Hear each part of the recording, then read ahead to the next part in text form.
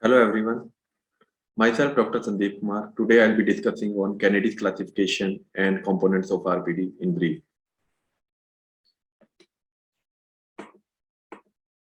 Kennedy's classification. The most widely accepted classification for removable partial denture is given by Dr. Edward Kennedy in 1923. There are more than 25 classifications of RPD, but most widely used classification is by Dr. Edward Kennedy. He divided the partially edentulous arches into four types like class 1, class 2, class 3, and class 4. Coming on to class 1. Class 1 is a bilateral edentulous area located posterior to remaining natural teeth. In this picture, you can see this is the edentulous area and this is also edentulous area. So edentulous area is in both the sides. So it's a bilateral edentulous area which is located posterior to the natural teeth. So bilateral edentulous area located posterior to the natural teeth is class 1. Class 2 is a unilateral edentulous area located posterior to remaining natural teeth. In this picture, you can see this is the unilateral edentulous area, which is located posterior to the remaining natural teeth. So class 1 and class 2 are also known as distal extension situations. Distal extension situation means the situation where they have no teeth on the back side or the distal side. So these are known as distal extension situation. Class 1 is the bilateral edentulous area, and class 1 is the bilateral edentulous area, and class 2 is the unilateral edentulous area, and both are known as distal extension situation. Class 3 is a unilateral edentulous area with natural teeth both anterior and posterior to it. In this picture, you can see this is a class 1 situation, class 3 situation. Edentulous area is unilateral, but natural teeth are present both anterior and posterior to it. So this is unilateral edentulous area with natural teeth both anterior and posterior to it.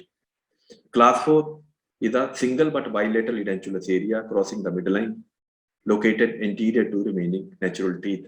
In this picture, you can see this is a single edentulous area which is anteriorly located and also crossing the midline, where the natural teeth are present only posterior to it.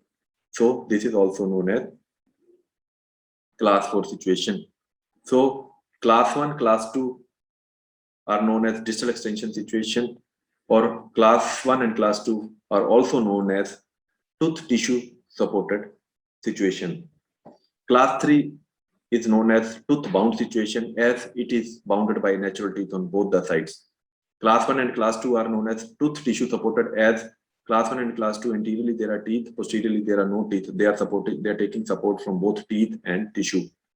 Class 1, class 2 are tooth tissue supported, class 3 are tooth supported, and class 4 are tooth supported if they are short span. And if they are long span, they will become tooth tissue supported partial dentures.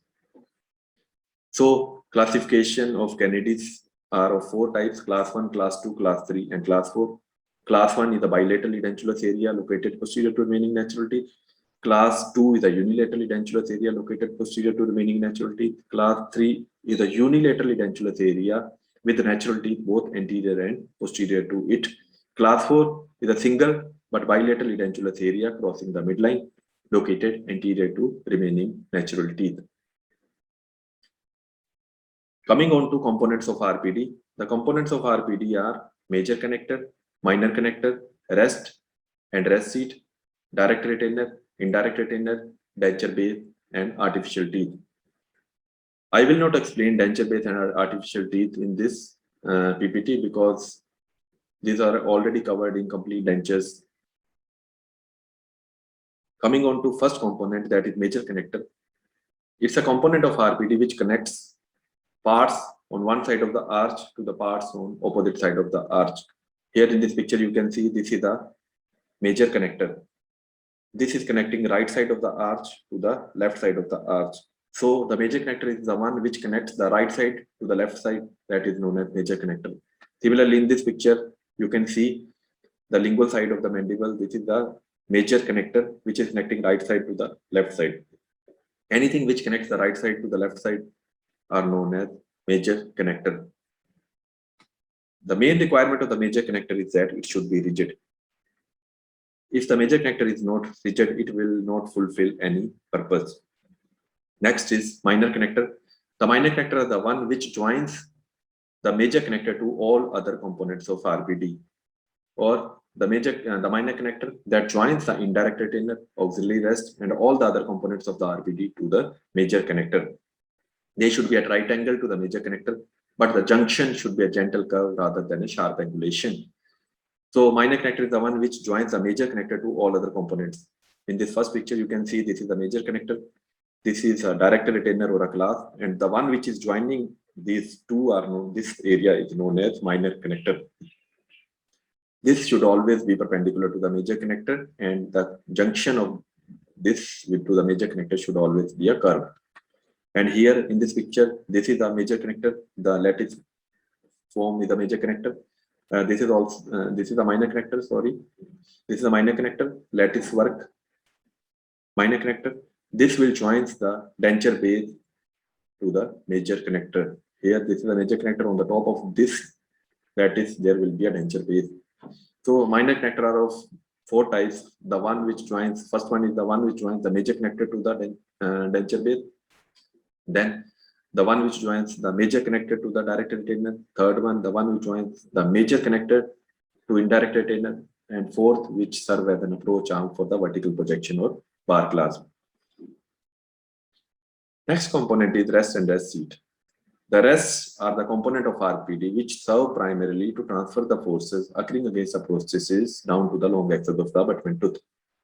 And rest seat is a prepared surface of a tooth or fixed restoration into which rest will fit. We have two things. One is rest, other is rest seat. The rest is a component of RPD, but rest seat is not a component of RPD.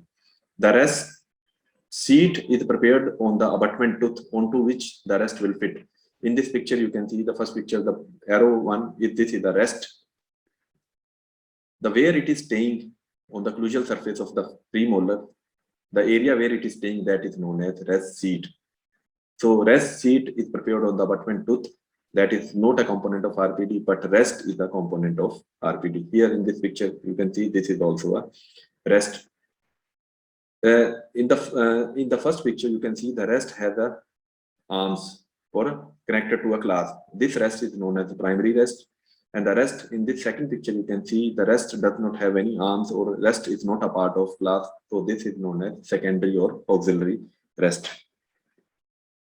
Next is a direct retainer, the component that engages the abutment tooth and in so doing resists the dislodging forces applied to the removable partial denture. Means the component that will engage the abutment tooth, and when it engages the abutment tooth, it will prevent the displacement of the denture.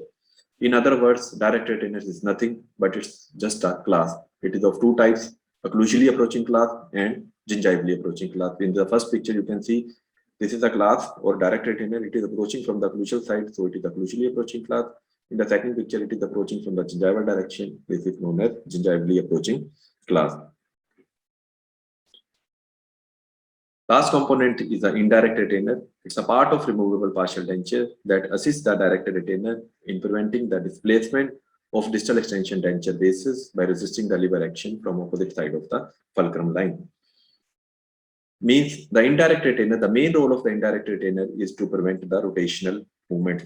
It never prevents displacement. The indirect retainers are only used in class 1, class 2 and long span class 4 situations. Means they are used in distal extension situations and long span class 4 situation. In class 1, 2 indirect retainers are used. In class 2, 1 indirect retainer is used. And in class 4, long span class 4, 2 indirect retainers are used. In this first picture, you can see this is the class 1 situation. And here 2 indirect retainers are used, one on the right side and one on the left side. And these are used in the form of a rest. And in the closer view, you can see this is one indirect retainer, this other indirect retainer. These are in the form of a rest. Means the indirect retainer, any component of RPD can act as indirect retainer. Means the rest can act as indirect retainer, major connector can act as indirect retainer, or even direct retainer can also act as indirect retainer. So in summarizing all, RPD has cast partial denture, has major connector, minor connector, direct retainer, indirect retainer, rest and rest seat. Major connector is the one which connects right side of the arch to the left side of the arch. Minor connector is the one which connects the major connector to all other components. Direct retainer is nothing but it's a class which engages the abutment tooth and prevents the displacement of the prosthesis. Rest and rest seat. Rest is a component of RPD, but rest seat is not a component of RPD. And the main function of the rest is to direct all the forces parallel to the long axis of the abutment tooth and also resist the tissue-ward movement of the prosthesis. And last is indirect retainer, which prevents the rotational forces of the prosthesis and are only used in class 1, class 2, and long span class 4 situations.